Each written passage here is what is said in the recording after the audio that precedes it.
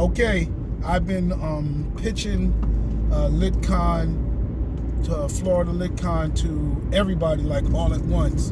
So this is my pitch to filmmakers that to come to Florida LitCon. All right. Well, I was at an event this weekend, and I was telling filmmakers this is a real good opportunity for you to produce a picture, find a story that already has legs. Okay, Florida LitCon is designed to bring authors from various levels, independent, published, self-published, you name it, starting, beginners, first book, 50th book, together with filmmakers and comic book creators, right? As well as video game designers and board game creators, right? So for a filmmaker, it is a real good opportunity for you to find a story that has legs. It's already been battle tested in the sense that it's already been released. I have done both. I have taken stories that were originally screenplays and produced them in the film, and I've taken stories that have been short stories that have been that I've made into movies. And the difference is, yes, you do get an original story when you write a screenplay and produce an original story. But what you don't get is the ability to see how that story plays, to see what are the strong points of the story, what might need to be corrected. Sometimes in low budget filmmaking or independent filmmaking, we don't have the luxury to go back and do reshoots. We don't always invest in table reads, and sometimes table reads are all people that's being paid. You know, how many table reads do people do? How many script readings do people do?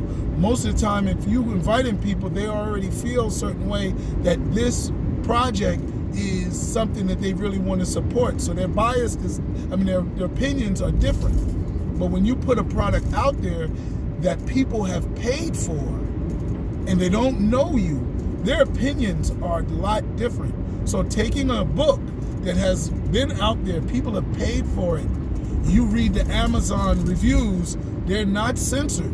So the Amazon reviews, them Goodreads reviews are reviews of the book that people have.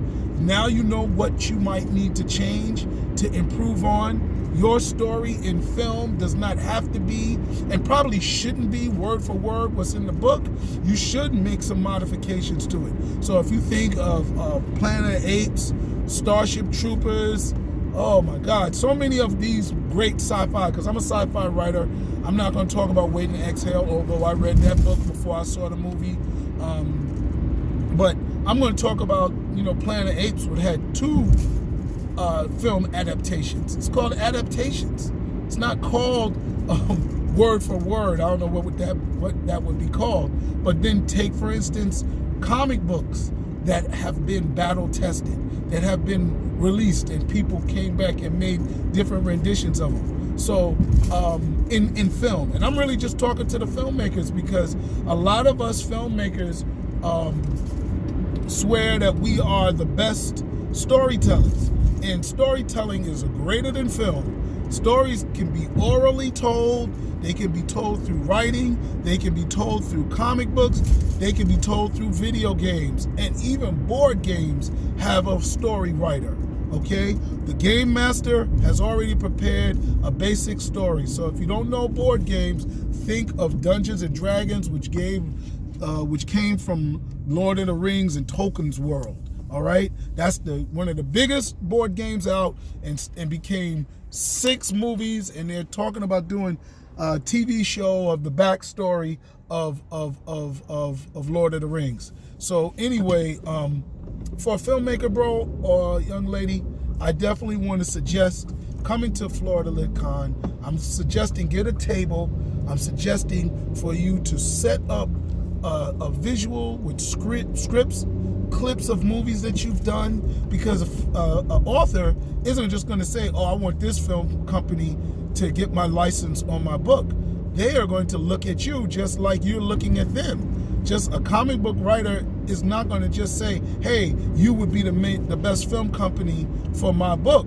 They want to see your production. They want to talk to you. They want to see how easy it is for you to work with them. See what you're going to do with their baby, because at the end of the day, you take their book. You see one of my books, I want to know what you plan to do with it. So yeah, I want to see your professional setup. I don't want to just get your business card. I don't want to just go to your website. Nah, man, there's too much smoke and mirrors in film. I want to see who you are. I want to see you legitimate. I don't want to meet you in the dark corner of a conference, of a meeting room with a drink. I want to see you in public, because there's nothing to be ashamed of. If you ain't burned nobody, then let's talk in public. It's like a date. We're about to have a relationship. So I think I set up something that's legitimate. I was inspired by, really, I had thought of it before I went to AFM, but I was really re-inspired after AFM that something like this, which is almost like a marketplace, could really take root. The reason why it's not necessarily a marketplace is because there is going to be general public coming in. There is going to be opportunities for you to sell your old catalog movies from DVD to promote your new projects. And the authors will be signing books and selling their books. But everybody's really also prepared to talk business and pitch their projects. So anyway, thank you very much. It's overtime, but I made it worth it, and hopefully you'll come check us out. All right?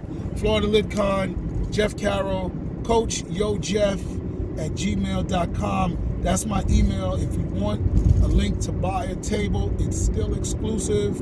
You have to email me, because I'm not just giving anybody tables. I want to see that you are serious and about this business of filmmaking. All right, filmmakers, I'm on my 4th film. I'm writing my 8th screenplay now. So I'm about that business, and I hope you're about it too. Peace.